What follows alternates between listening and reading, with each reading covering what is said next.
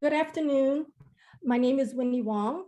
I am a professor in the Department of French and Italian at The Ohio State University. Welcome to our event on mental health and music with Florence Ka.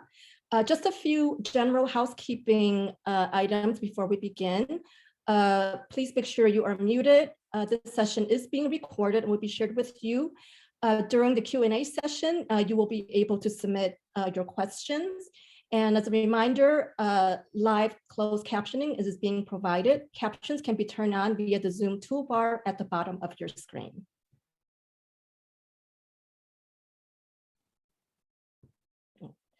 Welcome, everyone. We are just delighted to hold this virtual event today in conjunction with the Quebec Delegation Office in Chicago. We have a lot of people present. I think over 250 people have registered and registration continues to trickle in. We have a very diverse audience with us today. In addition to students, faculty, and staff from The Ohio State University and other universities, we have many participants from Quebec and different parts of the United States and from France, I noticed. And I believe many of Florence's fans are here with us too. So this is wonderful. Welcome, everyone. Our diverse audience today demonstrates how the topic of mental health unites us. No matter our age, profession, cultural origin, we all deal with mental health issues in one way or another, and we all want to take care of our mental health. We are very honored and fortunate to have Florence K with us today. The event will begin with Florence's talk. Following her talk, we will have some time for questions.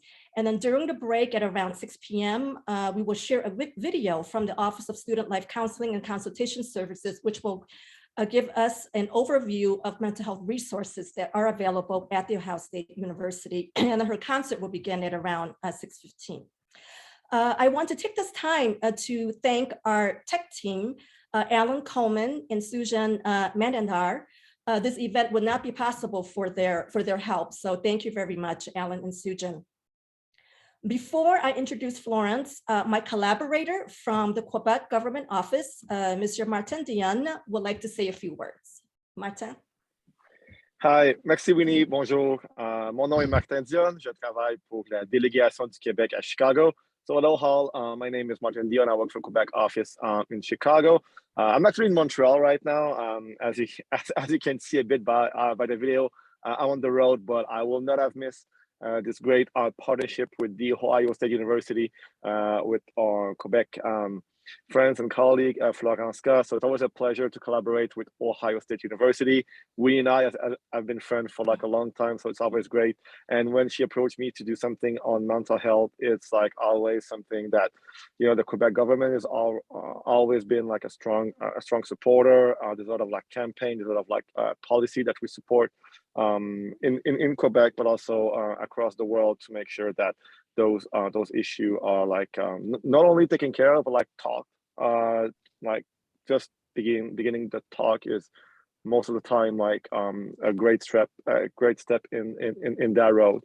So our office is based in Chicago. We're covering all of the Midwest, 12 states. We work into cultural affairs, education affairs. So we work with Ohio State a lot in the past, but we also cover economic relation between Quebec and Ohio, bilateral trade, which is more than $4 billion a year in different sectors, from aerospace to clean tech to climate change. And then, yeah, we work a lot with the governors on the Great Lakes issues, just to make sure that we protect the Great Lakes. So Lake Erie is a top priority for us in Northern Ohio. But I know you are here to hear about Florence Ka, so I'm not going to take more of your time, but I just wanted to say hi in the name of the Quebec government.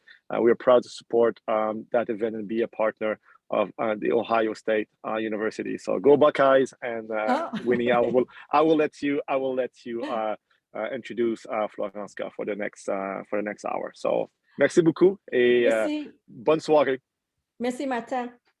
Okay, just some background information on Florence for those of you who may not know her.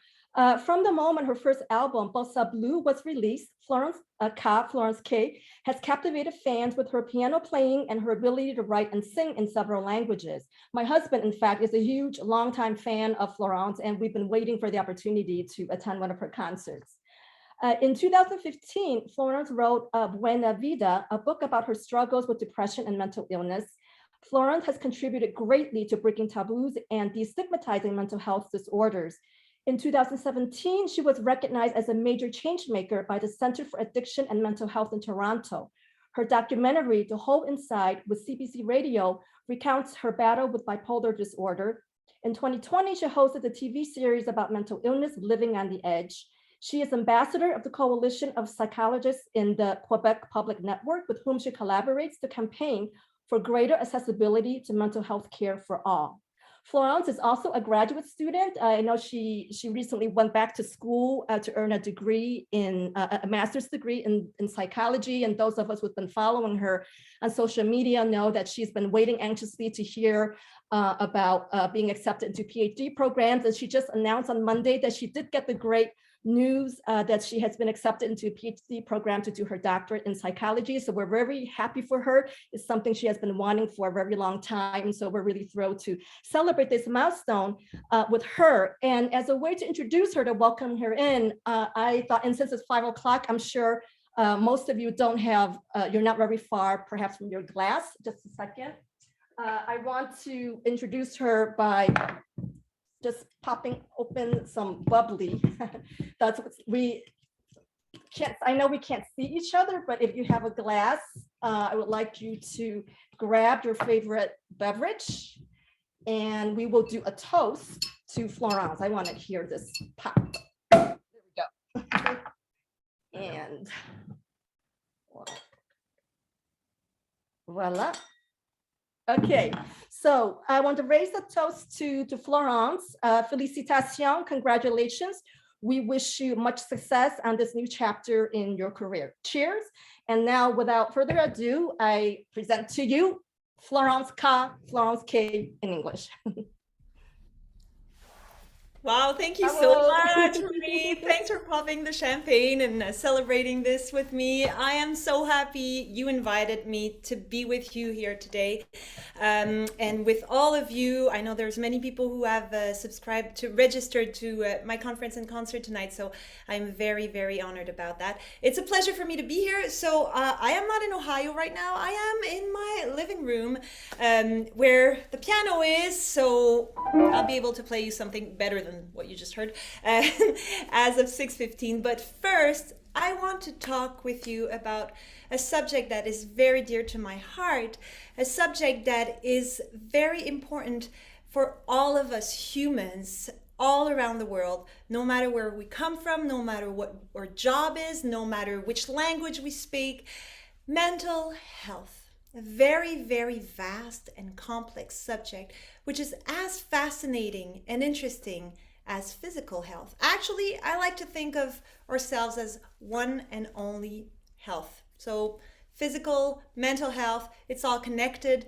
The brain is an organ. So there's absolutely no shame in talking about it. And there's a culture of taboo and stigma around mental health that's been in society for the past centuries, literally. And it's only in the past 20 years, maybe, that really we start to open up about it. We start to dissociate the words being lazy, being weak, being just not happy, with depression, anxiety, bipolar disorder, personality disorders, psychosis, substance use disorder.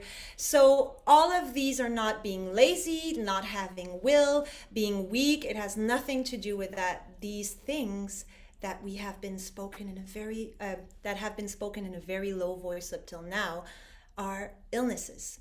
And I'm going to tell you my story of mental illness, which begins in my early teens, but I was not aware of it. I was not aware of it back then because in the 90s, as a teen, if you were feeling too sad or too hyper, or if you had even suicidal ideas, that was most often because you are a teen. It is normal. You're going through so many emotions.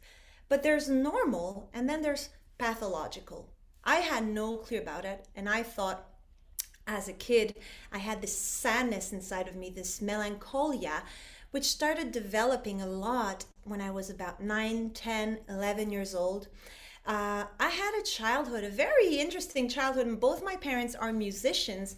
My mother's an opera singer, and my father is a pop guitarist and singer as well. And so I grew up with them in their suitcases, traveling around the world to hear their shows, going in rehearsal studios. It was amazing. It was fascinating. There were always people at home speaking all sorts of languages because my father is Egyptian Lebanese, and my mother, being the daughter of a diplomat, grew up in Japan, Italy, Peru, and so she spoke all the languages, and it was kind of a show venue at home.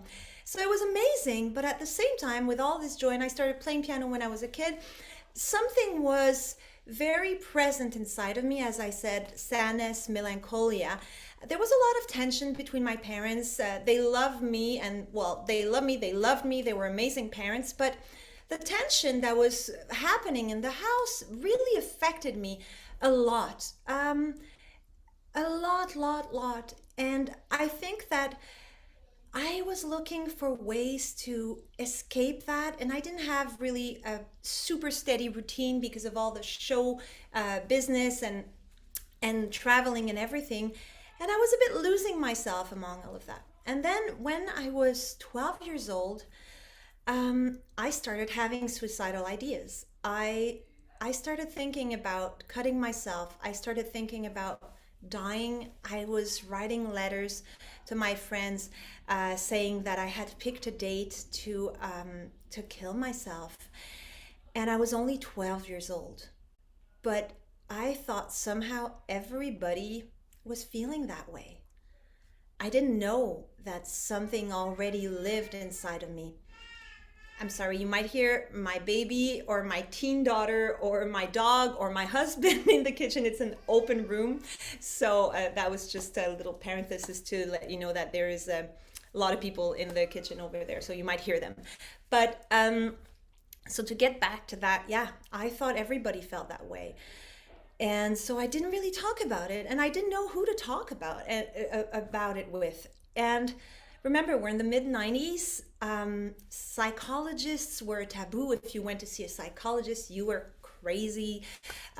If you were feeling, not well, it was all in your head. Pick yourself up. You have everything to be happy. Your parents love you. What are you complaining about? All these words. So I kept repeating these sentences to me, and all they did were make me feel even worse. Because I was like, what's wrong with you? What is wrong with you? You should be happy. And something was blocked. So anyway, I was 12. I cut myself once, and then I stopped. I was feeling better. I changed school. It was a little bit better, but then I was unhappy again, so I changed school again. And then I had my first breakup when I was 14, and I swallowed 2 boxes of Tylenols, and I couldn't handle the pain, the rejection. I felt abandoned. I felt things that were way bigger than the actual act of being 14 years old and being in a breakup with a boy that I had dated, went to the movies twice with maybe. So it was extremely intense. The pain inside of me was disproportionate. And I went to the hospital, and I saw a psychologist at the hospital after they detoxified me. That I saw a psychologist maybe 2-3 times, and that's it. And I was left without any tools, without any diagnosis. It was mostly like, well, you're a teen, you had a heartbreak. It's okay, you'll get over it. What are you complaining about? You should be okay. That's not what the psychologist told me, but basically that's what I remember from what happened, what people were telling me after that. I don't remember what the psychologist told me, but I know that I didn't have any tools and I didn't get a follow-up.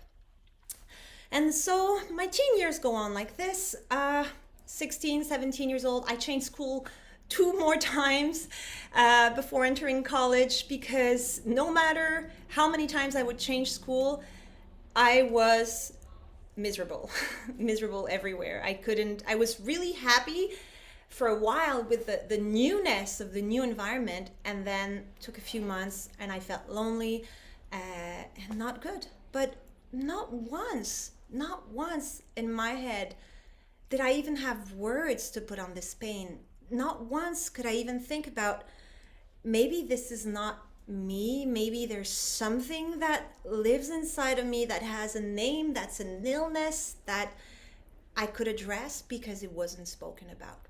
No clue what to do, or even that I had to do something.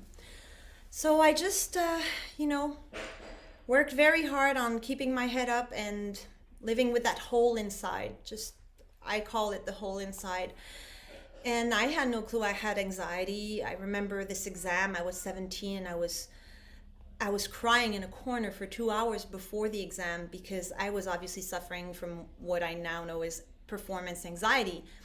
But back then I had no clue. I thought I was just a problem.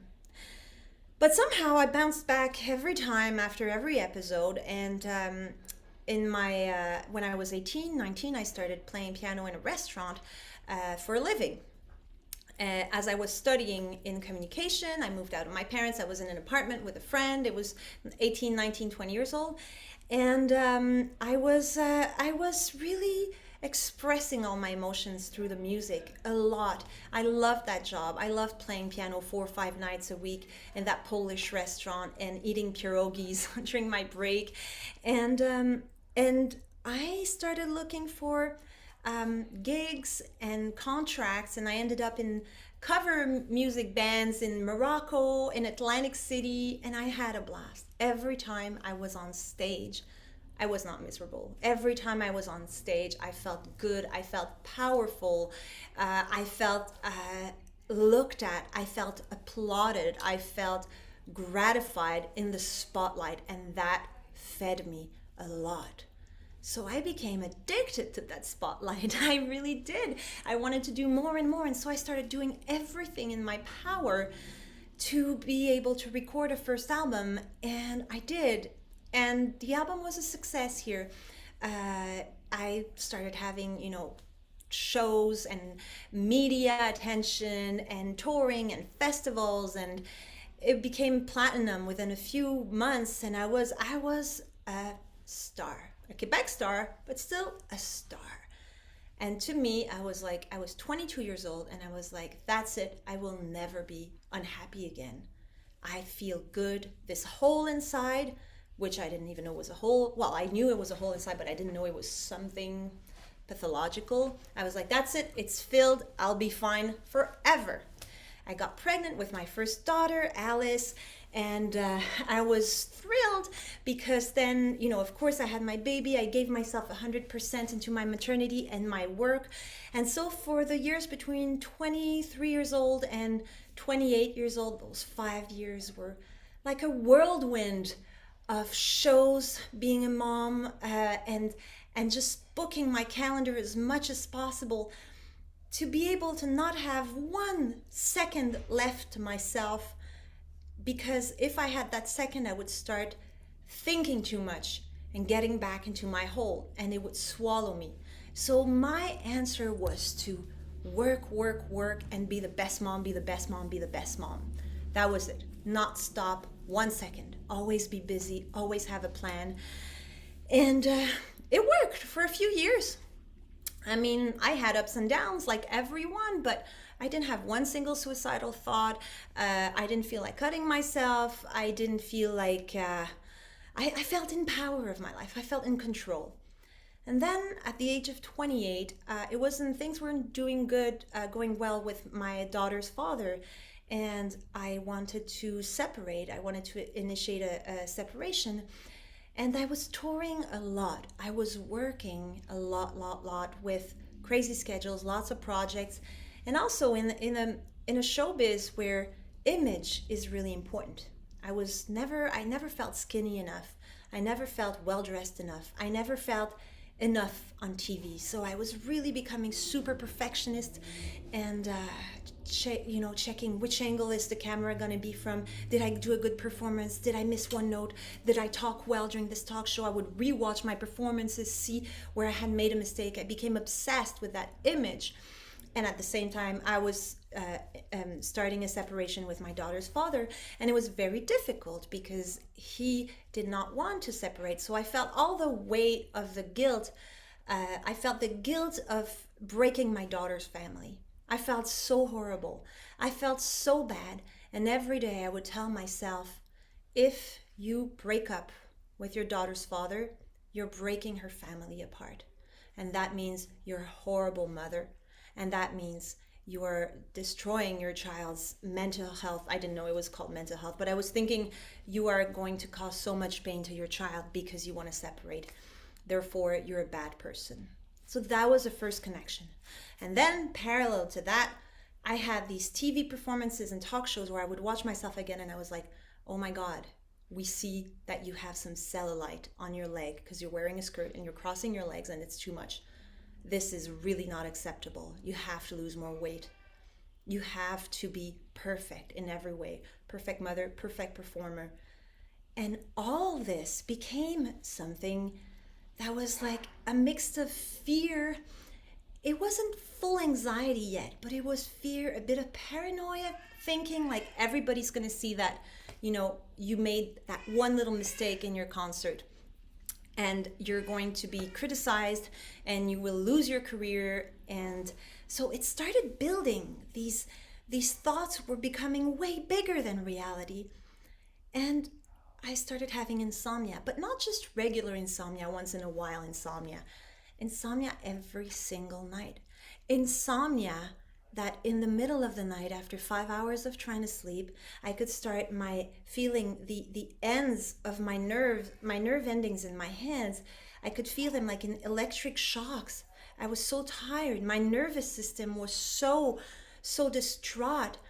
And so I didn't sleep, so I wasn't functioning as well. So I was feeling like I was making more mistakes during my day. So I was feeling even worse and I was feeling more guilty. And then so I felt more ashamed.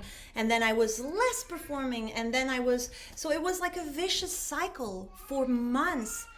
The only things that I could do properly were still take care of my daughter properly. I was really focused when I was with her and go on stage, even if I was making little mistakes that only I could feel and not be at peace with it. I still knew that I was doing a great job. But that couldn't last like this. You don't last long when you have major insomnia and when the cycle of negative thoughts about yourself is just constantly spiraling in your head. So people around me started noticing it. My family, my friends, my professional entourage. And, at first that was in 2011. So still, we didn't really know how to talk about mental health. We didn't really know what to do. It was still very taboo. In 11 years, we made a lot of progress. There's still a lot to make, but still, it's better than in 2011. And so, my friends and my professional entourage, they wanted to be nice. They didn't know what to say. And they were like, no, look, your life is great. We love you. Your fridge is full. Your daughter's amazing. She's healthy. It's okay if you break up. It happens. Everybody gets divorced. But all these words only made me feel worse because I felt I should be happy. I should feel okay. But I don't. And long story short, this is over a span of 6-7 months up until I started not to be able to function anymore. I was slowly sinking into what we call a major depression. But I never wanted that word depression to be associated with me. I didn't even want to say that I was having a depression. I don't think I thought I had depression. I just thought I was a problem. But the word depression to me was like the ultimate failure. I thought, if you have depression, you are a lazy, weak person who cannot fight for herself, who cannot see the beautiful silver lining or think positive. But my doctor told me, you have depression. My mother forced me to go see my doctor because she didn't know what to do anymore. And I didn't want to believe him, but I took the pills. And so antidepressants take a few weeks, and there's different sorts, different molecules. And sometimes it's not like a one size fits all. Sometimes you need antidepressants, certain dosage, certain molecule, because the other one will have negative side effects on you particularly because your body's made that way, or you also suffer from a comorbidity or anxiety, or so that's a whole other conference that a psychiatrist should give. But overall, all I'm saying is that antidepressants are very, they have to be monitored very closely by the doctor, and it could take time. And between those between the moment you start taking them and 6 to 8 weeks later, when the neurotransmission system in the brain starts working well again, you have a gain of energy. And what that can do, the energy comes back, but the chemistry in the brain isn't working well yet. And if you don't have therapy on top of it all, it's not working properly. The thinking patterns are still going all around in the wrong directions. But with that energy, that can even increase the suicidal thoughts. And sometimes the first weeks of the antidepressants can be the more risky one, and you need to be monitored very closely. But I was so scared of the word antidepressants because to me they were associated with failure, that I was taking them on and off and not really doing it properly, and that wasn't helping at all. I just kept getting worse and worse and worse. And it got to a point where I couldn't even get out of bed in the morning, where my mother had to take care of my kid. My father came to live with me.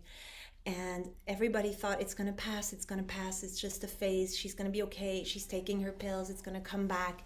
But it wasn't. It was just getting worse and worse, up to the point where I felt even more like a failure because I couldn't take care of my daughter. And that's when the suicidal ideation really came strongly in my head again. Because to me, if I couldn't get up in the morning to take care of my child, what was the point of living? If I couldn't even do that, what I loved the most in the world, I had no chance of ever being able to be happy again. And that's what depression does. It kills every little spark of hope that you can have within yourself. It destroys it. It's a dark tunnel. It's like being in a car with dark windows, and the car is driving and the windows are so black that you cannot see very well. But you know there's things happening outside the windows, but you feel like never will you be able to break those windows and reach the real world. And I started smoking again. I smoked during my teen years, but then I had stopped with the baby and everything. And I picked up smoking again. And every time I lit a smoke, I wasn't committing suicide. So to me, or I wasn't doing something to lead me there. So I just kept smoking, chain smoking, 2-3 packs a day. It was insane. I mean, if we ask my parents what they remember, like, of course they remember a lot of things, but one of the biggest things they remember is and my friends, is the amount of cigarettes I smoked every single day. It was insane, but oddly enough, it kept me alive. And so then at that point, I was starting to hide knives under my pillow, because in my head, if in the middle of the night I was in too much pain, I felt too choked by the pain, the fact of knowing that there were knives under my pillow were giving me the image of being able to escape the pain, so that I would stay alive, because I knew I had a door, which is not a real door. All this, by the way, is completely depressed thinking, major depression thinking. It's almost psychotic. So this is not what I'm thinking, and it is not true. Suicidal ideation is not meant to, keep you alive, but in my head, that's what was happening. And then my parents took me to the hospital, to the ER, and they prescribed me, they changed my prescription and sent me back home and told me the social worker is going to call you in a few weeks. And my family was like, what do we do? We can't even go anywhere or leave her alone. And by that time, my daughter was at her aunt and uncle's, because we didn't want her to be around me. And I was literally a zombie. I was half dead already, in my bed, losing hair, losing weight. And so we waited for that call, and but in the meantime, I had to go back, because my parents were completely, you're with your kid is suicidal. It's horrible. And this went on and on until I finally ended up on the psych ward after 3 times that I had gone to the hospital, to the ER, and they changed my medication. And forget about therapy at that point. There's no way when you're in that stage where nothing works in your cognitive system. You have no more concentration, couldn't read, no more attention. I couldn't really speak well. You couldn't understand, comprehend things properly. The logic was gone, the reasoning was gone. I mean, the brain was completely not functional, dysfunctional. So when you feel like that, there's no way you can start at therapy and work your thinking patterns, and work towards rewiring the whole thought system. So being on the psych ward is the best thing that happened to me, and it's probably why I'm still alive here to talk to you today. And took a month there, but this is where I finally accepted that I was sick, that I wasn't a demon, I wasn't a devil who deserved to die because I couldn't do anything anymore, and because the weight of the whole world was on my shoulders and I was such a horrible person. I was sick. And the reason why I started to accept it and to be able to put those words on how I felt was very simple. I met someone on the psych ward, a woman, who told me about why she was there and her depression, and every single step of how she felt, all the way to when she got hospitalized, were the same steps that I had gone through. Insomnia, struggles in her life and in her personal life, but then not able to pick it up, more insomnia, the feeling of anxious thinking, guilty thoughts, then suicidal thoughts, then going to the ER, trying meds, going back. And I was like, oh my God, if this woman lived exactly the same things and the same events as I did, then it's not only me. I might not be the problem. Maybe it is true that there is something called depression, and maybe it is true that I have it. And so the nurses kept telling me, take your pills this morning. If you had diabetes, you would take the insulin. Now you have depression, you take the antidepressants. But they also gave me an antipsychotic medication because I had a psychosis also in the meantime. I'm sparing you some details because there's so many things that happen, but overall it's this cycle. And also meds to sleep because I hadn't slept in so long. And slowly, because I was so well monitored and in an environment that was safe, because everything that's dangerous to yourself is removed. Well, first of all, finally my family could sleep, because it's very hard for somebody who takes care of someone with major depression to be okay. It's very difficult. My mom had to go work. She was on tour. She couldn't sing. Her voice was blocked. I mean, as a parent, being a parent myself, I cannot imagine I can't imagine what they went through. And it's horrible. Families, friends, people who support people who are ill. That's also another topic of a conference. I'm working on a book about that right now. But to go back to my story, it took a few weeks, and slowly I was able to regain my concentration.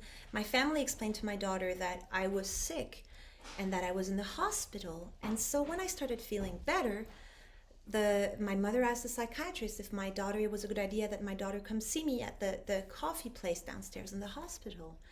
And he said, I think she's ready for that. And so I was so scared, because I thought, what if my daughter just never forgives me? She was 5 years old. And in one of the ergotherapy, the occupational therapy workshop in the hospital, I colored a Mickey Mouse. It was one of the first accomplishment that I was able to do in months, was to color a little mouse, because I wasn't able to do anything else in months. And so I brought it to the coffee shop downstairs to show my daughter, and she was in kindergarten at the time. And I said, look, mommy made this for you. And she told me, wow, mommy, you do the same thing in the hospital that I do in kindergarten. And we bonded again. It was amazing. It was the best feeling in the world. And up up till now, she's 15, 16, and she's okay with the fact that I was sick. She knows I have bipolar disorder. She knows I take meds and I will take meds for the rest of my life. And she's heard my story so many times. Probably now she's hearing it from her bedroom, which is just aside. But we talked about it. She went to therapy after those events with me so that she could understand that her mother did not abandon her during that time. Her mother was sick, just like if I had had a surgery or anything else, and that I needed to stay in the hospital for a few weeks, because that's what it is. And so after a while, I got out of the hospital. It was very special to step back into the real world. I was really afraid that I would relapse. I was still so fragile in my brain that too much noise, too much light, all of this was making me really dizzy. Took a few months, and then I started therapy. And that was the real hard work. But I loved it. I loved it because I could feel the progress. And in the meantime, now we were in 2013, I wanted to understand what had happened to me. I wanted to understand how a brain could switch like that from being completely functional, okay, dealing with everyday emotions, and in my case, dealing with them a little too intensely since I was a kid. But how was I so functional to being in a bed, losing my hair, not being able to read a magazine 6 months later and wanting to kill myself? So I registered to my first psychology course. I had no idea what would be in a psychology course. As I told you before my first major depressive episode, I had no clue what that was. I didn't want to be a part of the mental health world or words or whatever. And when I took my first course, I remember it was Psychology of Health. It was interesting because every time I saw a sentence that resonated with how I had felt, I was like, wow, this is actually studied scientifically. Wow, so there are a lot of people who went there, and there are names for that, and there are different illnesses and there are different symptoms, and wow, I had no clue about that. And so I registered to a second course, and I realized that reading about it was validating what I had gone through. And I was dealing also with a very big fear of relapsing, which was also an anxiety, a little hint of anxiety, because every time I had a sad emotion or a fear or a difficult emotion, I was so afraid that it would lead to major depression again. So I had to work a lot on myself. And so for 5 years, I kept going on with my career. I took more and more psychology courses, all online, because I was touring a lot, did a record in LA. And I was still dealing with these ups and downs, but very not as bad at all as the major depression, but still I had these big bursts of projects and hyperactivity of doing things, and I threw all my money into a house that was way too expensive for me, that put me in debt for so much years that I had to sell really quickly, lost tons of money, bought a new car, bought clothes, bought purses, and then I was getting really, really depressed after that because I couldn't pay the bills and I was worried, and then it led to anxiety, and then I had another project coming and I was giving myself 100% into it, so then I started feeling better and all this energy, and so it was like a cycle, but I didn't notice it. All I was focusing on was the depressive symptoms, and I was on antidepressants, so it was giving me a layer of protection to not go where my brain was able to go. Not everybody will suffer from major depression or psychological distress, which is a step before clinical mental illness. But it depends on so many different things. Mental health is biopsychosocial, which means there's a biological component, psychological component, and environmental component. So it takes ingredients from the three parts of the cocktails, and it's like when it comes together with a bad timing and events of life, and your thinking patterns go wrong, with you being tired, with maybe some cases in your family, or maybe brain structure that hasn't been as developed as another one. There's so many studies going on right now that are fascinating about it. Then it will be the cocktail that turns it into a psychopathology. I was a cocktail. And then I decided to write a book about my experience, and that's my first book, Buena Vida, where I tell the whole of the depression. And I was really scared to release it because I was like, what if people think I'm just totally crazy and I'll never get another concert anymore and never go on tour because people won't want to hire me, they'll think I'm a psycho or whatever. But I still went ahead and released it, and that's when in 2015 I realized people needed to hear to talk about it. People needed to hear about it. People needed to open up about it. I received so many messages, hundreds, thousands of messages of people who said, oh my God, I read your book and I recognize myself, or I recognize my mother or my sister or my son or whatever. And that's exactly how I felt on the psych ward with that lady who had the similar symptoms. So sharing the experience can be very validating, and that's why I'm also doing it right now. That's why I love doing this, because that's what helped me. Somebody shared their experience with me.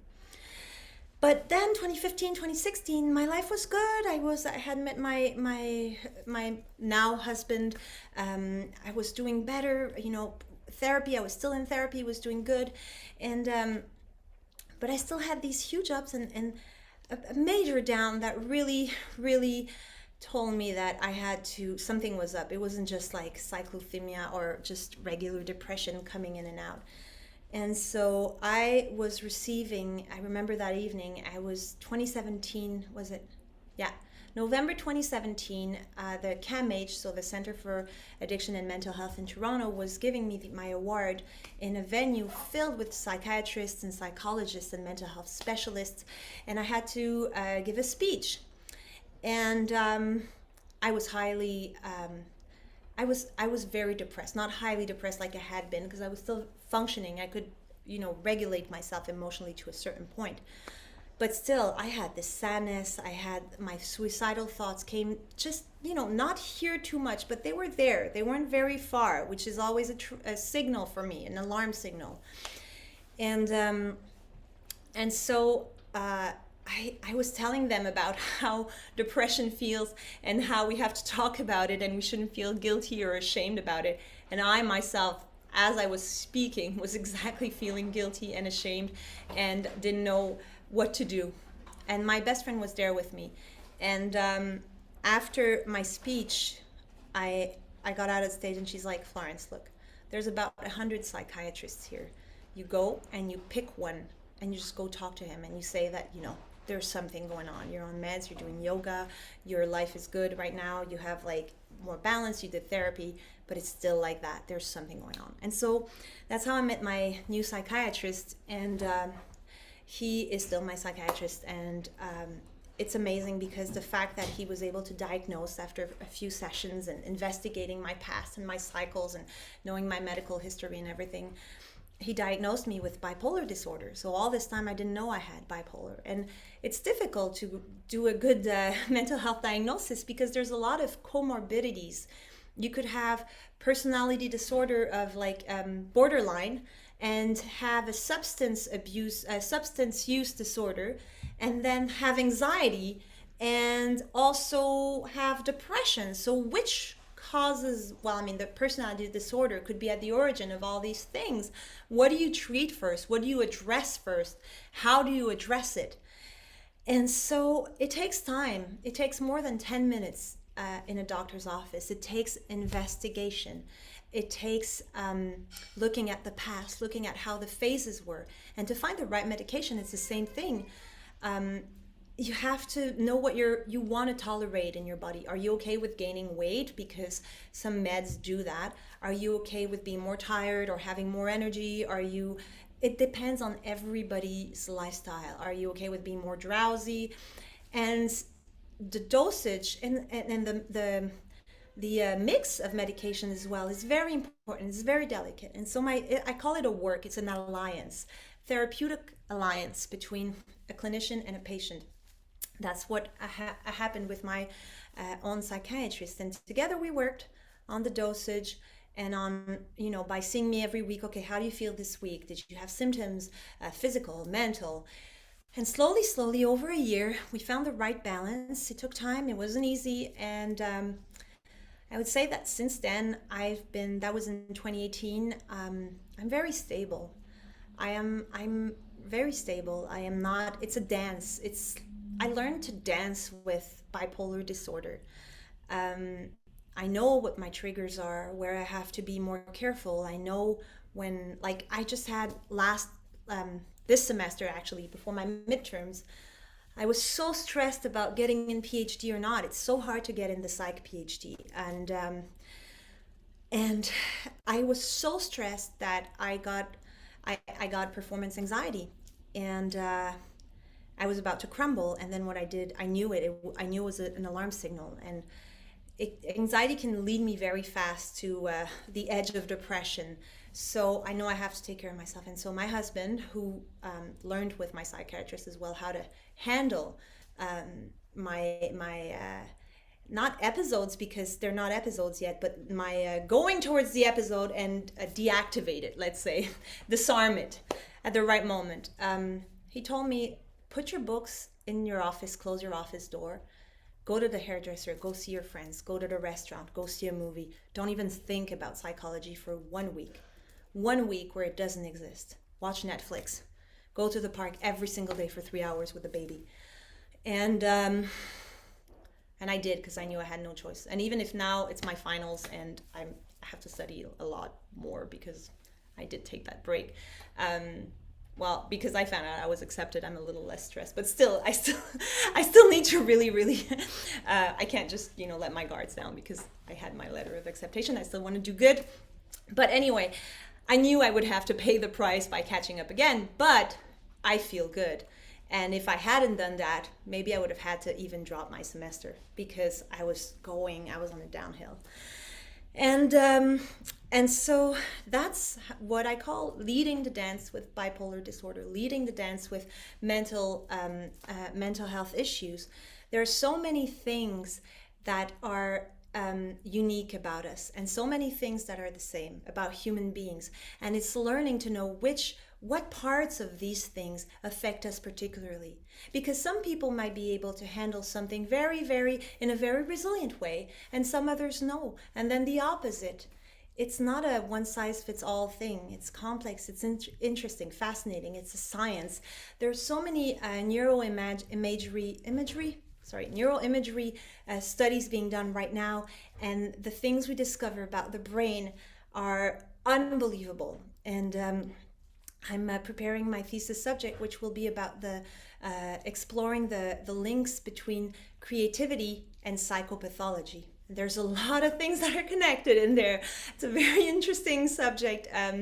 So that's basically my story. I just told you my story with the hardest parts and the better parts. And one thing is for sure is that, people used to tell me the story about the phoenix rising from the ashes. And you don't believe them when you're in the middle of a depression because you can't see anything. It's just, there's no hope, no spark of hope. It's a black wall in front of you. There's no way you're ever going to be able to get through that. But that's symptoms. Those are the symptoms of your brain not going well. That's not the truth. That's not reality. So people were telling me about the phoenix rising from its own ashes. And I was like, no way, don't try this with me. Don't try this little, how do you call it, proverb or whatever with me. I don't believe you. It's not true. And this image is interesting because at the same time, it's a bit unfair to say that, my depression was a gift that allowed me to discover psychology and study in that field and become passionate and write books, because it was not a gift.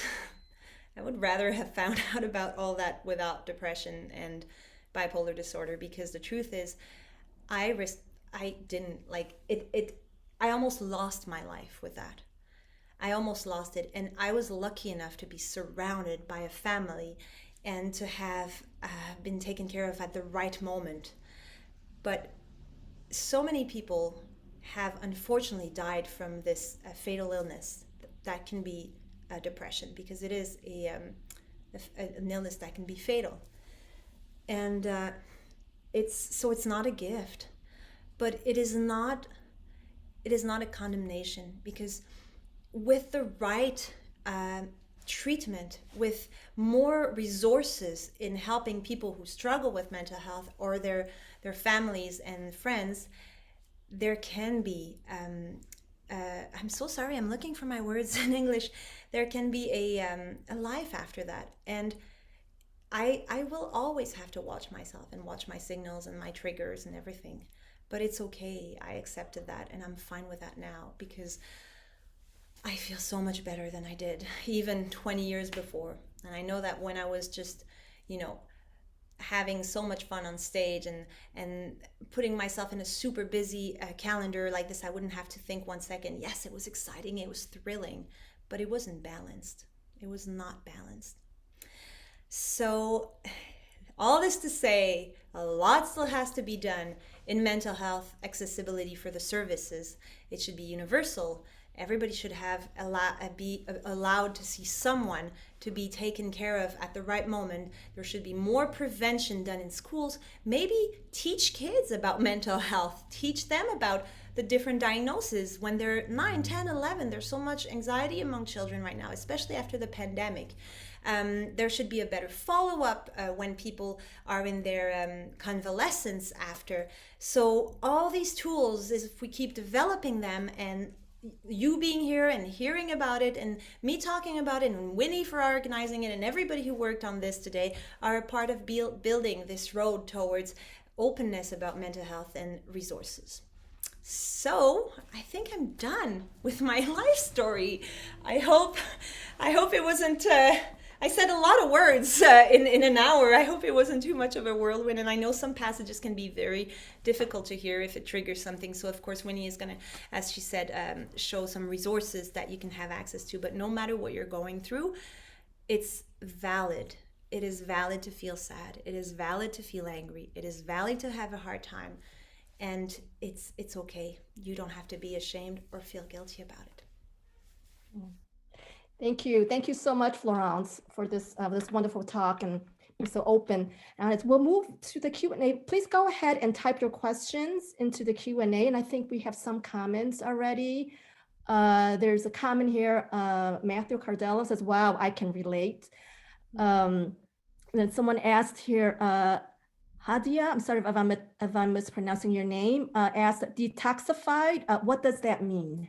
Detoxified. Oh. Where did I send that? I need to put it back in context. I don't remember when I said that. Sometimes, I literally translate from French to English in my head, and the word doesn't really mean anything in English. So I am so sorry. That's probably what happened. Or maybe I mispronounced it. I wish I could tell you what I said, but I can't. So I'm so sorry. Okay. That happens when we know a lot of languages, right? That sometimes happens. Yeah. Okay. Here, let's see the other. I'll go to questions first, perhaps. Someone asked, being a musician, how do you deal with the anxiety of making mistakes before it becomes intrusive or obsessive? So it's interesting because now regarding my music, I live it way more freely since I had that, and since especially I still perform a lot, but I would say that my performance anxiety was more directed towards my studies right now because I wanted to get into the program. But with music, it's like since all of this happened, I feel more free. I feel like even mistakes sometimes are a part of creativity, and a lot of songs were written with notes that weren't meant to be somewhere.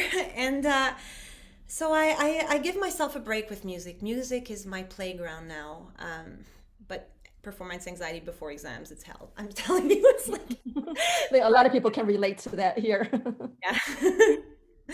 No, it's not obsessive. My grades were obsessive for a while though, and very intrusive. And I mean, it's like carrying an onion inside of you, and anxiety to me is an onion.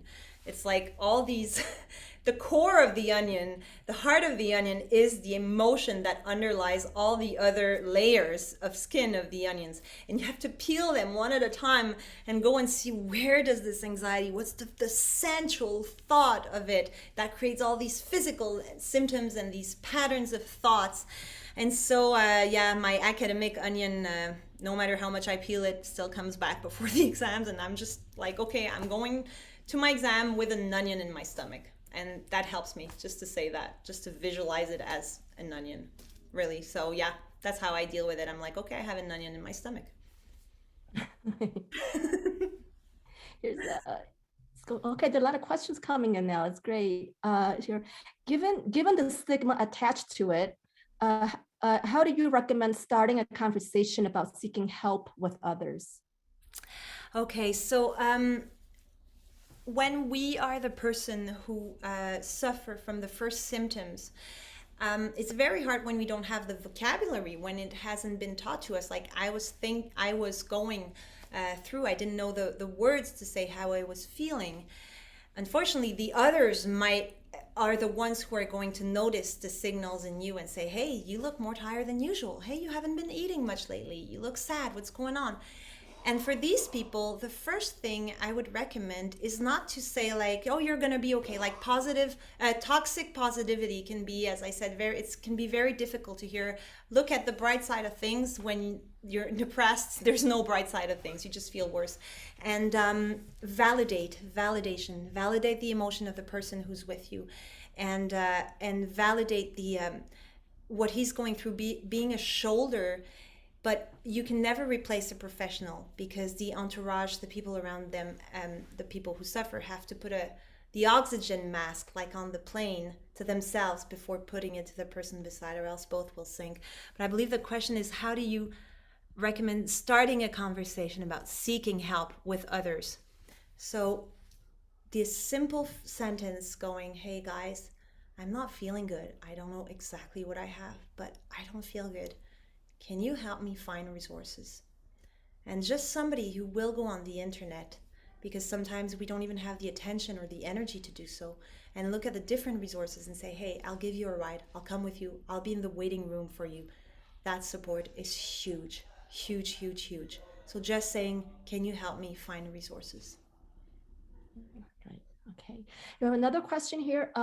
What would you say to people struggling to find a balance between taking care of themselves and having to be super busy with school? Yeah, there are a lot of students here attending today. So, and you're a student now too. Yeah. So it's hard to find that balance. So I have a trick that I do. It works all the time, except when I have exams. Really, I'm fine with essays, but exams is my onion, okay? Anyway, essays I'm fine with, but I scan myself in the morning. I call it the body and mind scan. So when I wake up, I take a second, I take a couple of deep breaths, and I'm like, okay, what's my state today? What am I waking up with? Am I waking up with fatigue? Am I waking up with a lot of energy? What's the first emotion I feel in my morning? And to work with that during the day, and to if you wake up feeling tired and frustrated and stressed, to rebalance that energy of stress and tiredness with not putting too much on your back. So maybe if you can cancel a couple of things that are too much, and that you're able to cancel, just revise the priorities and make a list of what you have to do first and afterwards, just to be able to go with how your body and mind are feeling. It's like a downward facing dog in yoga, where you try and breathe through your whole body to see which are the zones of like where you have pain, where you're more tired, and not overdo it in your yoga practice after you've analyzed how you're feeling. Okay, yeah, great. Thank you. I know we're about running out of time here. A lot of great questions here. Maybe if you can see, maybe you can pick one more question. Yeah, sure. I just saw Rebecca said, I believe she said detoxify after taking Tylenol overdose. Okay, what I meant with detoxifier in French is they give you charcoal to remove the Tylenol badness, I guess. Okay, I know you mentioned talking to your daughter about your experience and how all of you guys worked through it with a therapist. When did you think it was time appropriate to talk to her about it? That's a very good question. So she was 5 at the time, and we went to a kids therapist that used a lot of puppets and games for her.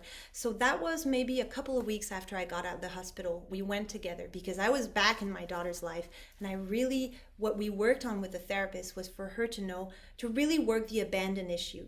so that she didn't think that I had abandoned her for 6 months, the whole time I was sick and not there for her. And so it was really right after the hospital. And for a good year, we did that between she's 5 and 6. And then when she had more struggles afterwards, she went back. I went back with her to talk about it and explain to her, explain what it is. And I think the good timing is really after the emotional stress that she went through, the sooner the better. Thank you. And okay. There's a psychology student who's minoring in French. Good. Well, bonjour, Mimi, enchantée. Très heureuse de savoir que vous faites votre mineur en français. C'est une très belle langue. Okay, and we have a Matteo. Oh, Matteo is a new graduate student entering our department. He just got his letter of acceptance not too long ago, too, so he could probably relate to you. Yeah, thank you for sharing, Florence. What would be your best advice in order to help somebody that seems to be facing depression or really hard personal episode? As I'm working in education, a few students cried or shared about strong events. I tried to give my best to them, but I was never sure of the impact of my help. Just knowing that somebody can say, I understand you, and somebody who says what you're going through is valid, and being somebody that they can talk to with an active listening, but without feeling like they always have to give tips or cues or counsels about what to do. Just being listened to, most of the time, that's the first thing we need, is to be heard and listened to. So if you listen, you're doing a good job already. Just listening, yeah. Yeah, listening. Thank you. Okay. Well, I think we're about out of time. We need to give Florence a short break before her concert that should begin around 6:15. But before this, we do have a video to show you of resources available at the Ohio State University for students, for faculty, for anyone. And I'm sure if you're not a part of OSU, I'm sure your university probably has something similar. So we'll take a break right now. We'll come back at 6:15 and we'll play the video, and then we'll come back and we'll enjoy now the musical part of the event. We will get to witness Florence's amazing musical talent. Thank you again, Florence. This was amazing. Thank you for your openness. Thank you so much, Winnie.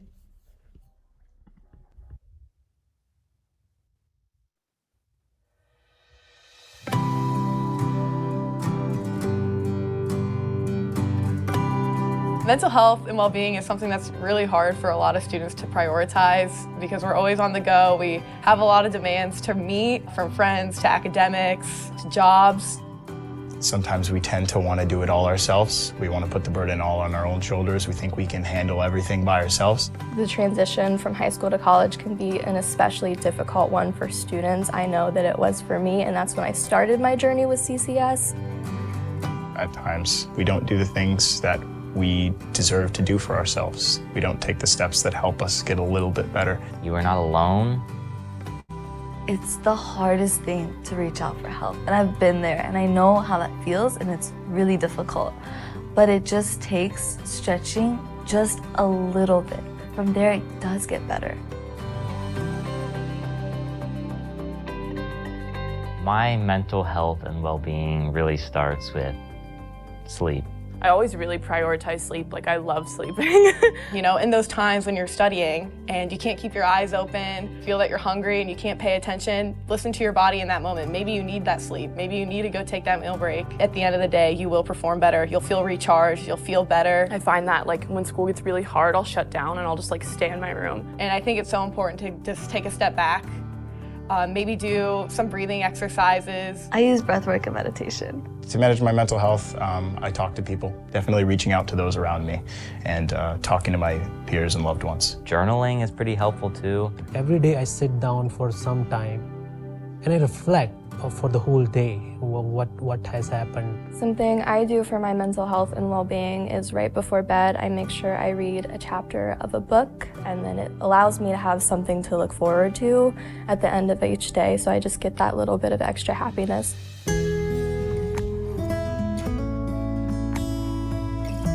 Ohio State has so many resources, and more importantly, so many people who are there and want to help you. All you have to do is ask for help. There are people who are trained, extremely willing, and want to talk to you about the things that you're going through.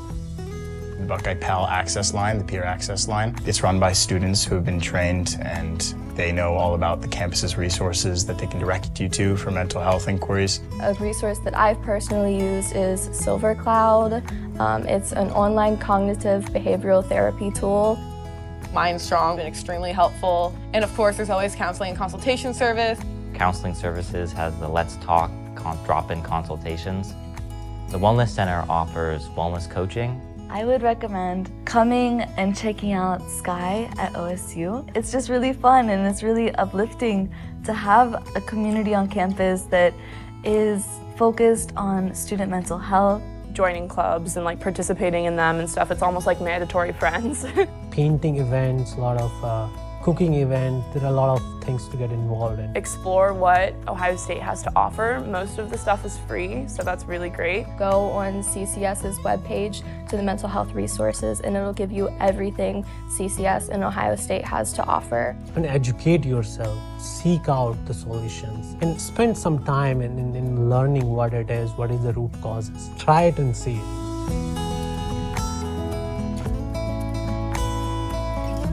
So if you're hesitant about reaching out, number one, whatever you're going through, whatever you're feeling is completely valid. You do not need to be experiencing a mental health crisis to get help. Mental health is so important, and especially on a college campus. You know, there are just so many things that you can do on a daily basis to improve your mental health. If you give yourself the time to take care of yourself, then everything else that you do feels happier and everything else that you do comes easier.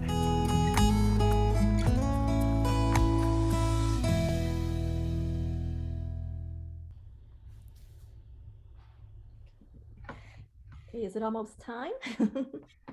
Almost. Yeah, actually, Florence, before we start, there's one question I think that I missed. That's a great question from Marc Dupont. Thank you for disclosing so authentically and generously. It just makes us love you even more. How do you feel when people react so positively to you during your shows? Oh, that's sweet. That's okay. Well, do I answer? Are we on? Yeah, we're on. Oh, I'm so sorry. I thought we were on. We were just taking a break, Okay, but we're sorry back about on. that. Yeah, no, I just feel like I've done my job. I always say if during one of my shows or one of my talks like this, if somebody who felt who doesn't feel good feels just a tiny bit better, just a little bit at least, just gets back a little bit of that spark of hope, then my job is done. Could be 1% out of 1,000. That's what I do it for. And also because I really find it fascinating, the subject. And I love people. I miss people. But yeah, maybe one day I'll go visit in Ohio and meet you guys. Yes, you have to come. You have to come. That's our only regret. You're not physically here, because normally we would, we would spend time with you. We would take you out to dinner, show you around. So we'll have to take a rain check. When I come to Montreal, I will. Yes. I owe you a dinner. And I owe you one too. So, and I owe you all of guys a dinner, right? Okay, so here's another great part coming our way, the musical part. But I want to just give an introduction to Florence about her musical career, just saying that Florence's engagement in mental health issues in no way means she has put her music career on hold. She is at the helm of the program C'est Formidable, a weekly show on CBC Radio and CBC Music, where she brings, as a radio program, where she brings Francophone music to Canadians from coast to coast. She continues to perform in concerts across the country. And during lockdown, in the midst of the pandemic, she offered a series of free live concerts on social media from her balcony to benefit mental health services at the Jewish Hospital of Montreal. And I saw several of those concerts from your balcony. Florence has earned a platinum album and 2 gold records and has won 2 Felix Awards, which are equivalent to the Grammy Awards. The Juvignon Award from the Professional Society of Authors and Composers of Quebec, as well as several Juno Award nominations over the course of her career. And as we advertise, Florence is also a polyglot and performs in several languages. And so since many of us here, in our department, the Department of French and Italian, Many of us here are either language students or language instructors. So we're curious to know a little bit about your linguistic background as well too. So how many languages do you speak? Well, I speak 4 and I can like get around a little bit in 2 others, but not a lot. So I speak French, English, Spanish, and Italian. My time is a bit rusty and I mix it a lot with Spanish now because I don't practice it enough, but I can't wait to be able to go back to Italy and practice it over there. That's the best thing in the world. And I learned, as I said earlier, my mother was brought up in Italy, Peru, Japan, and my dad was brought up in Egypt and in France afterwards. So they brought all of this linguistics at home, and being musicians as well, we are often learning songs in other languages. So it's a great, music is an amazing tool for learning a language. And for me, Spanish, Cuban music was the key. I became such a big fan of Cuban music in my late teens and early 20s. That's how I learned Spanish, with a bunch of classes, but still the music was the key for me. Oh, excellent. And we're curious to know too, how does knowing all these languages then impact your identity as an artist and perhaps how you interact with people? And I find it interesting that your books, which I have here, the titles of your books are right in Spanish, Exactly. but the text in French. So you could comment a little bit about, how all this impacts you as an artist.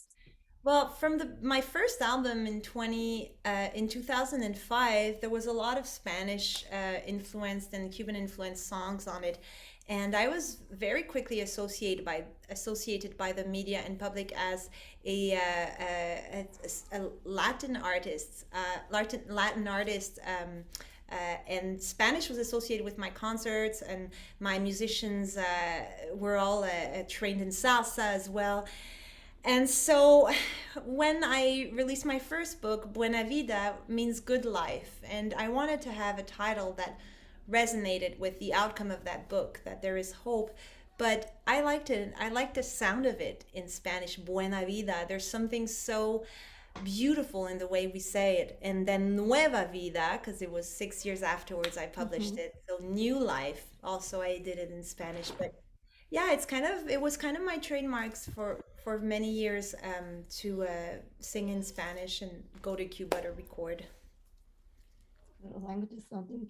Do you feel that knowing these different languages, does that sort of change your understanding, how you see the world or how you see yourself? I think it allowed me a lot in my travels to communicate with the people in a more deeper level, because when you go to Italy and you're able to have a conversation in Italian with somebody who's there, it's an amazing feeling. After you spent months or years studying a language and you go in the place for the first time and you are actually able to either turn on the news and understand, or speak with someone, or order in the language without even thinking about it, it's just such a gratifying feeling, and you feel like you can be a part of that culture and immerse yourself in it as well. Yeah, excellent. Yeah. Well, now that, our study abroad programs are opening up again, and so we're excited to have our students, being able to go abroad. It's the best way. Really. Okay, well, I'm going to shut up. I'm going to let you now dazzle us with your talent, with your musical talent. So I'm going to sing in 4 languages for you tonight. It's going to be a little bit of a trip around the world, and I picked songs that I really love from other artists or classics, and I picked some songs that I wrote myself. So I hope you enjoy. And we'll begin with a song called La vie en rose, life in pink.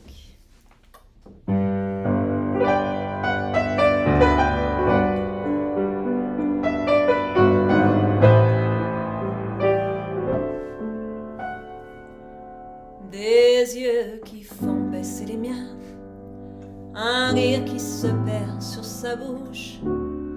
Voilà le portrait sans retouche de l'homme auquel j'appartiens.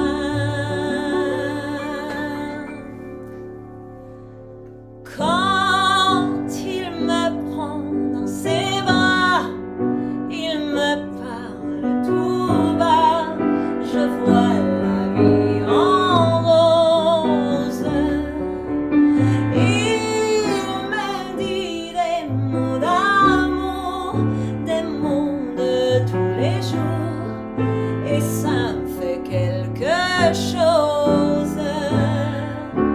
Il est entré dans mon cœur une part de bonheur dont je connais la cause. C'est lui pour moi, moi pour lui dans la vie. Il me l'a dit, me l'a juré pour la vie.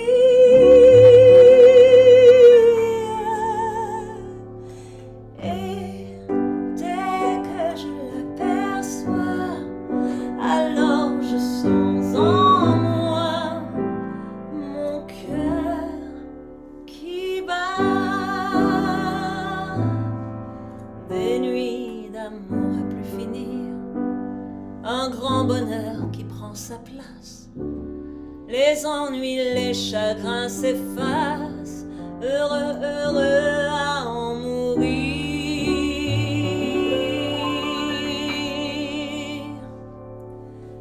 Quand il me prend dans ses bras, il me parle tout bas, je vois la vie en rose.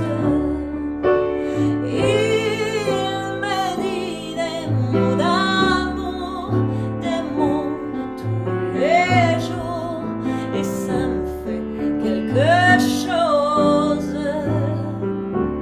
Il est entré dans mon cœur une part de bonheur dont je connais la cause.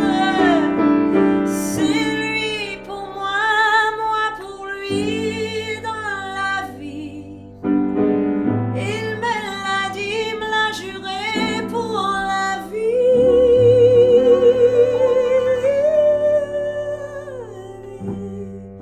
Dès que je l'aperçois, alors je sens en moi mon cœur qui bat.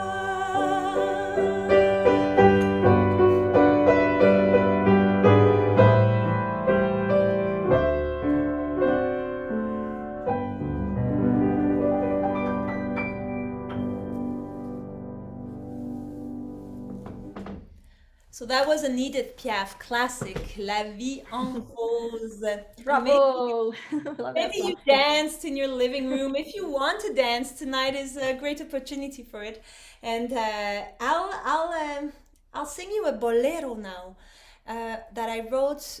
One of the first songs I ever wrote in my life.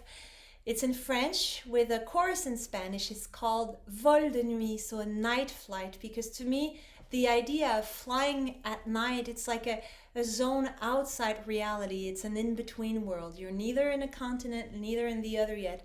It's these transition zones in our life.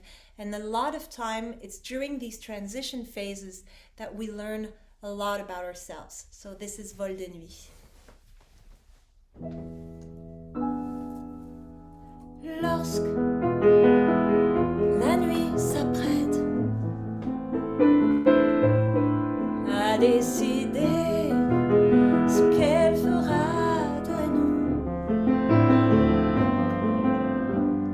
un vol de nuit, un instant dans une vie, un trajet dont le sens sera changé.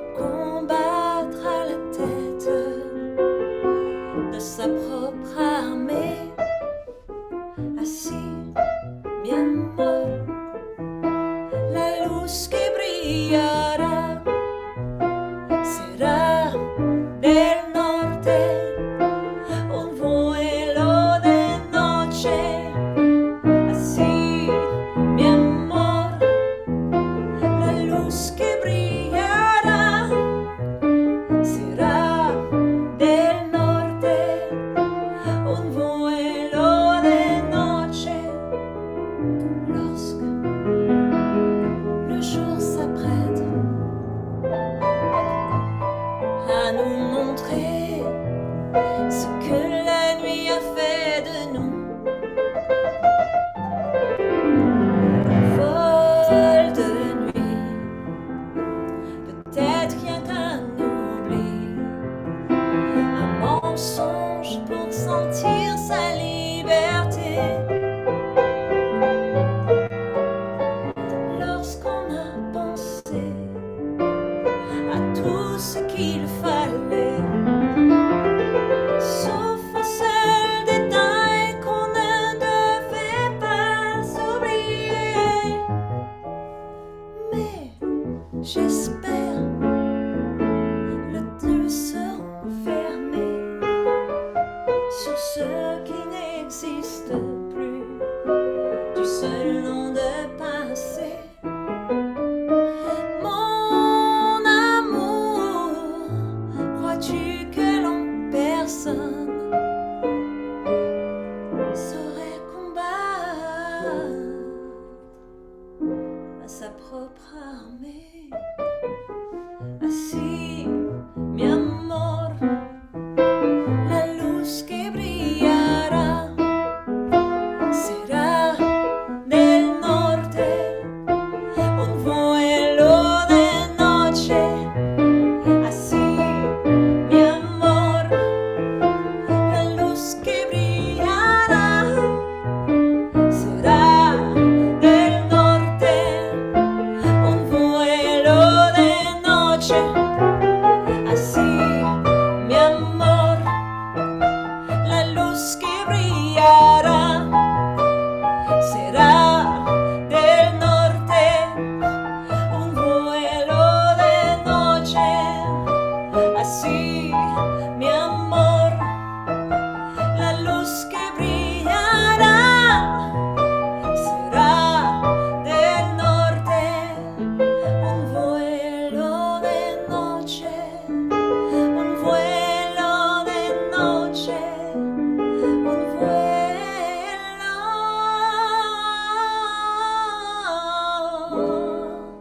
de noche.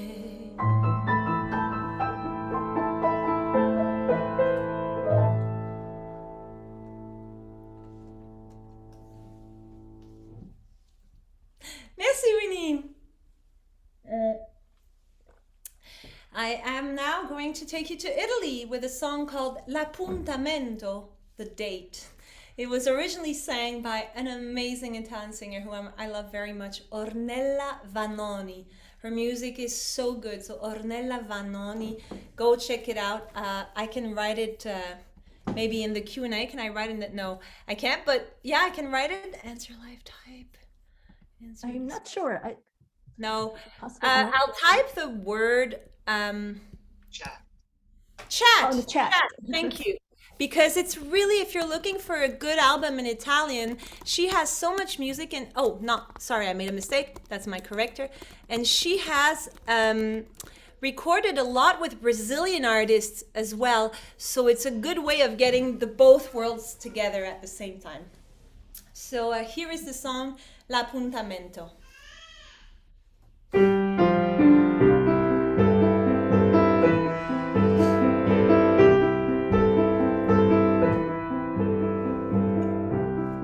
Ho sbagliato tante volte ormai, che lo so già,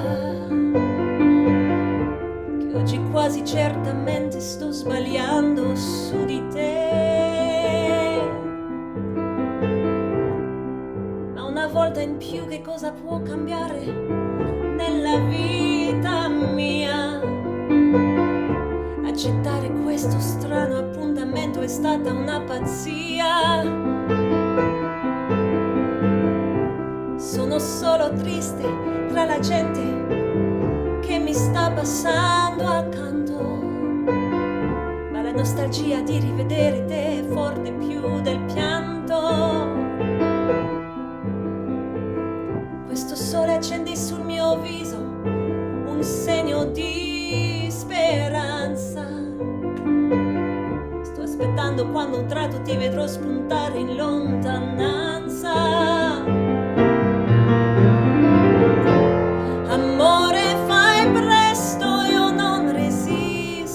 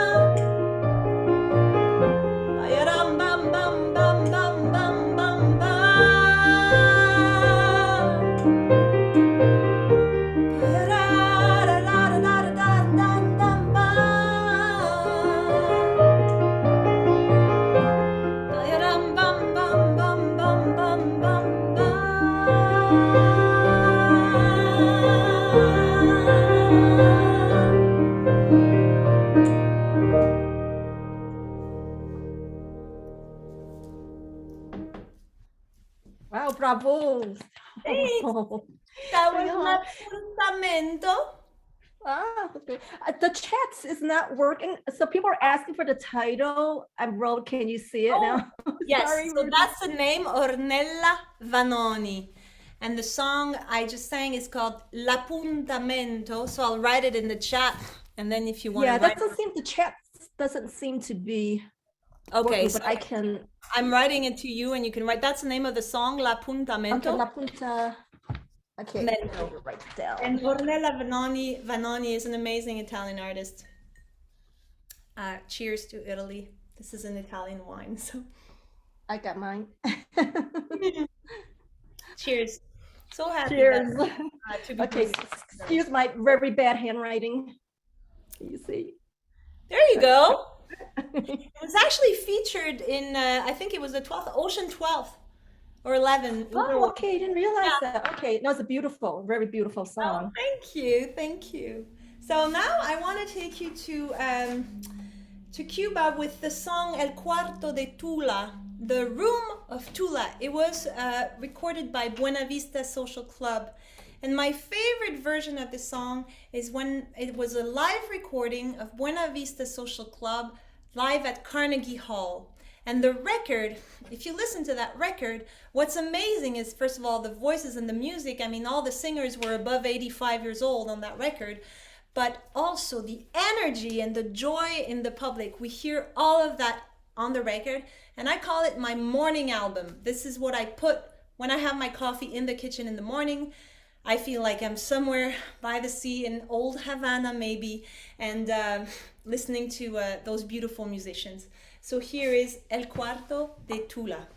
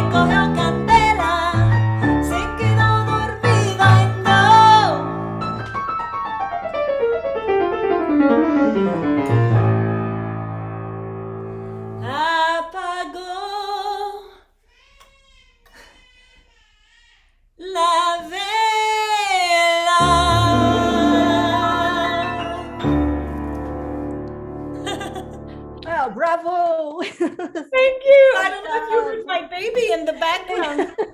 She obviously loves it too. She loves So, music, exactly. yeah. She's actually screaming, Mama! Super loud. Singing along, yeah. Hey, I have an idea. What we can do is, since the chat's not working, maybe after the event, you can give me the titles of the songs, and we will find a way to post it for everybody. Amazing. Amazing. Yeah, I have the set list. We can provide it. It's right here. And Okay, sure. we'll make sure we post this so people, because I want to know myself. So Yeah, great. absolutely. Okay, so let's go to Paris now. A song I wrote in Paris, and I was imagining this, in the area where the Moulin Rouge is at night is very lively, the Paris light, Montmartre and everything. And I was imagining walking on the street and seeing this stranger, and just within one look in the eyes, falling in love with it in a very romantic way. I was 20 years old, and I guess I was waiting for this Disney Prince Charming thing in my life, so I wrote Chérie. And a lot of great songs in the world were written after a heartbreak. So I decided that the only purpose of heartbreaks was to write good songs. So here is Chérie.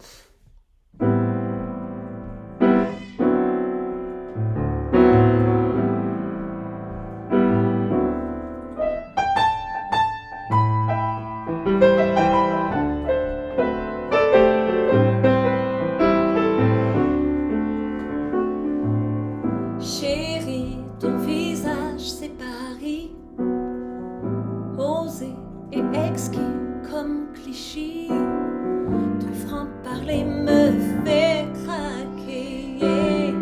Ta ville lumière c'est m'allumer.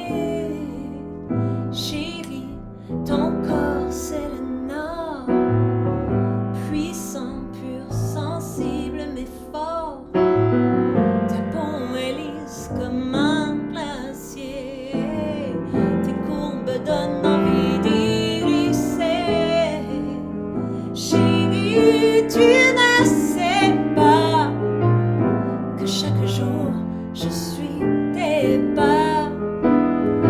Et quand tu te retournes, ton regard me trouble.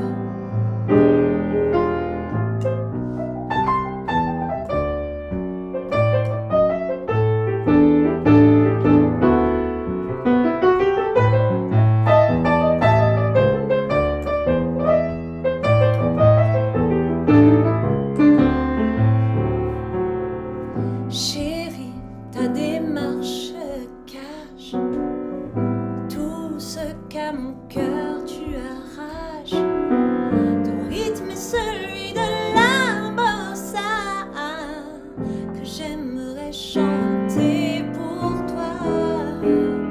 Chérie, tes yeux c'est le grand bleu, profond, presque miraculeux, qu'on voudrait seulement y plonger pour y pêcher des trésors sacrés.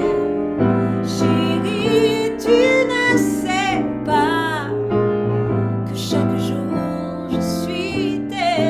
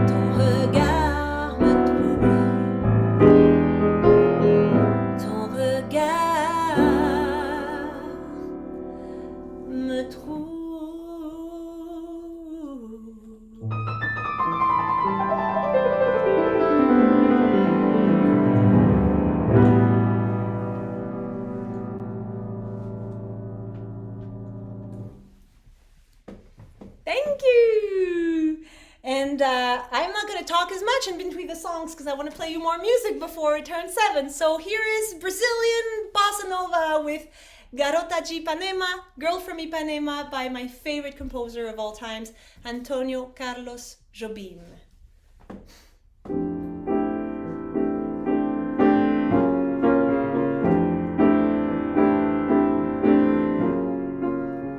Olha que coisa mais linda, mais cheia de graça.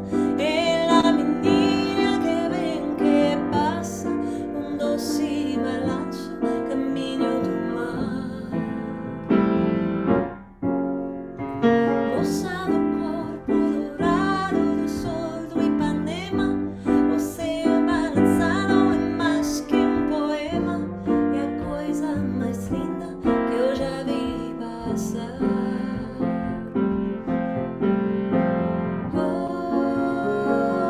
Porque estou tão sozinho.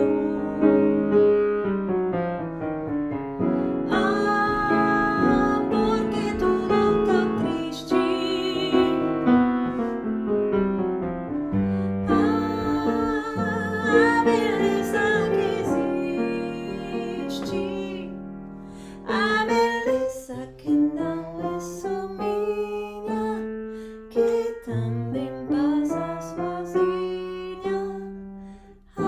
Se ela soubesse que quando ela passa, o mundo sorrindo se enche de graça e fica mais lindo por causa do amor.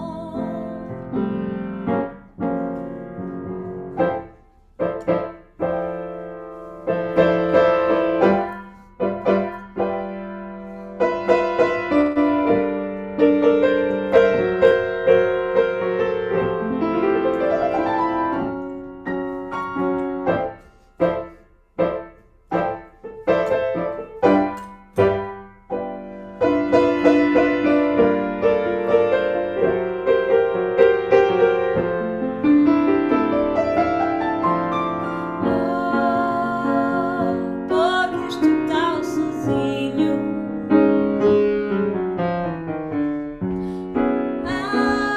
Porque tudo tão triste. A beleza que existe. A beleza que não é só minha, que também passa sozinha. Se ela soubesse que quando ela passa, o mundo sorrindo se enche de graça e fica mais lindo por causa do amor. Por causa do amor. Por causa do amor. Por causa do amor.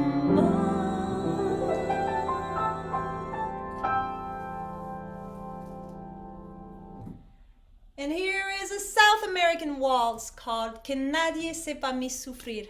I don't want anybody to know my pain. And it's one of my favorite pieces. It was written in 1936, yes, in Argentina, I believe. And Edith Piaf even wrote a French version to it called La Foule. And I will do a bit of both versions, French and Spanish, in the song. So La Foule, Que Nadie Sepa Mi Sufrir, 2 for 1.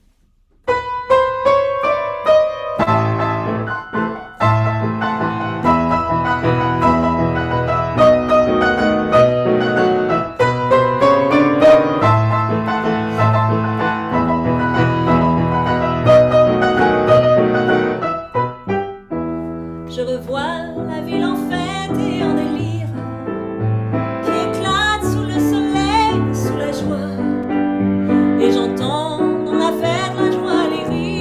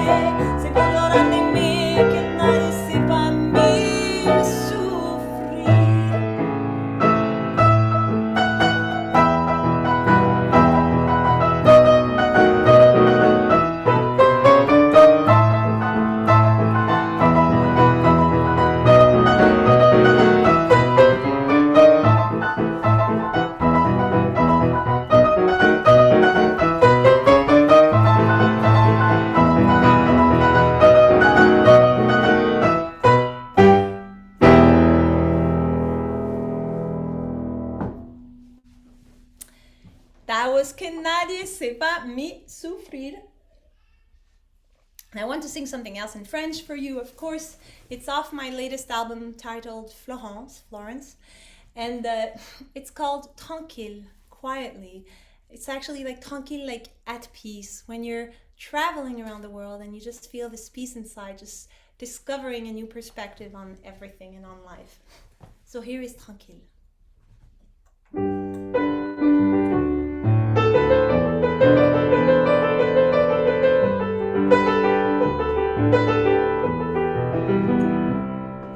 Partir, faire le tour de la terre, réaliser ses rêves d'enfant, embarquer sur un vieux scooter, suivre les routes au fil du temps, une vie entière à fendre l'air, à vivre l'or de chaque instant, zigzaguer sur la planisphère,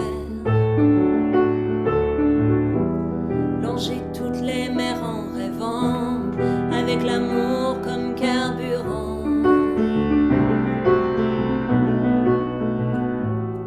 Tranquille, tranquille, rouler doucement du Népal au Brésil, Brésil.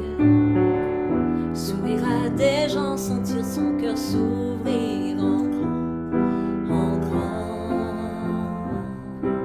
s'ouvrir en grand. Tranquille, rouler doucement du Népal au Brésil, Brésil. Sourire à des gens, sentir son cœur s'ouvrir en grand, s'ouvrir en grand. Partir, faire le tour de la terre, réaliser ses rêves d'enfant, avec l'espoir en bandoulière, de l'aurore au soleil couchant, passer sa vie à fendre l'air, s'enivrer des autres et des gens, zigzaguer sur la planisphère, longer toutes les mers en rêvant, avec l'amour comme carburant. Tranquille, tranquille, rouler doucement du Népal au Brésil, Brésil. Sourire à des gens, sentir son cœur s'ouvrir en grand, s'ouvrir en grand. Tranquille, tranquille, rouler doucement du Népal au Brésil, Brésil. Sourire à des gens, sentir son cœur s'ouvrir en grand, s'ouvrir en grand, s'ouvrir en grand, s'ouvrir en grand.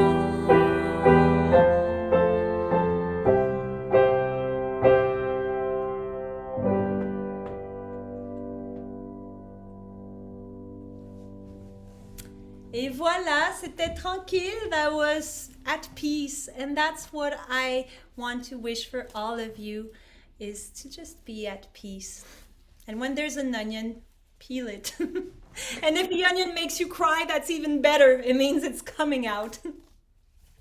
Oh, thank you so much, Florence. That was just really beautiful. I had not heard of that song, and we're gonna get a set of the list, and we're gonna send it out to other participants. But no, but thank you so much. It was truly inspirational. Perhaps we can close by. Can you let us know when are your next concert dates? Because I saw a lot of questions about when is your next show.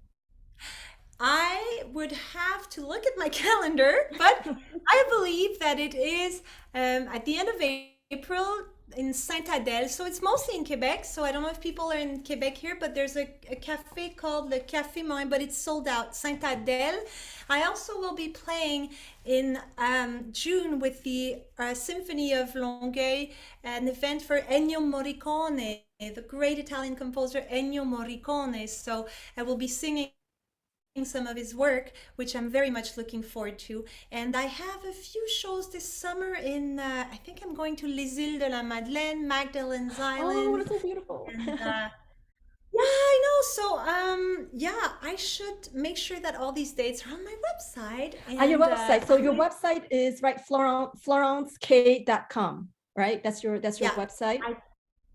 I don't know I if it's believe up that. to date because Anyway, we can find it. Make sure you list the dates because I know my husband Patrick, he has been dying to go. We tried to go to one of your shows, one of the outdoor shows. I can't remember before the pandemic. It was an outdoor venue. You know, the place that the geese owns. yeah, I did Also it last year owned. after the And pandemic. but you was announced.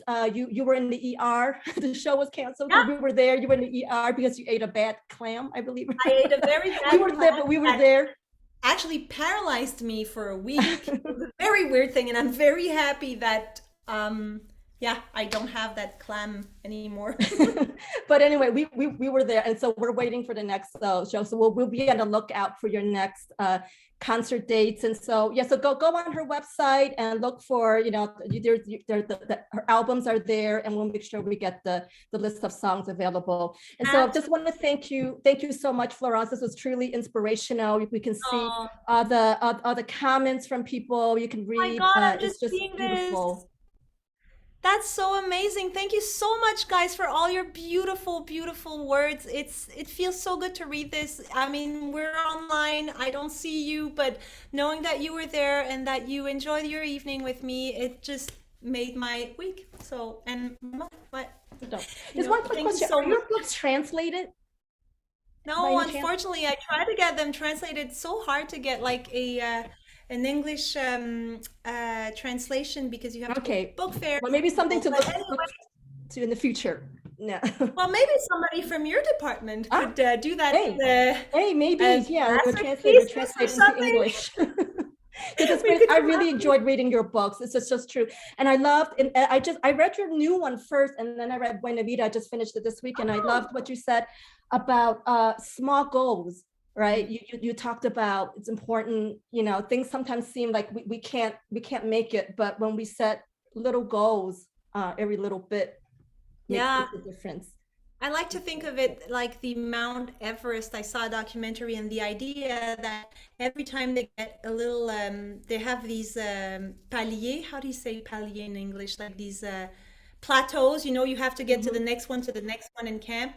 And every time they get to a new one, before climbing to the other one, they go back and forth to practice. And when they're ready, they get to the next one. And that's how they reach the peak. I found the image very beautiful. And there is no small victory. There is no small victory. Every step counts. When I got out of the hospital, brushing my teeth was a victory. Yes. Now I brush them every day. 3 times a day. Okay. Thank you so much. Thank you again. Thank you everyone for attending tonight. We really had people from all over, you know, Canada, United States, France. So lovely event. Thank you all for attending. Thank you so much. Have a great week.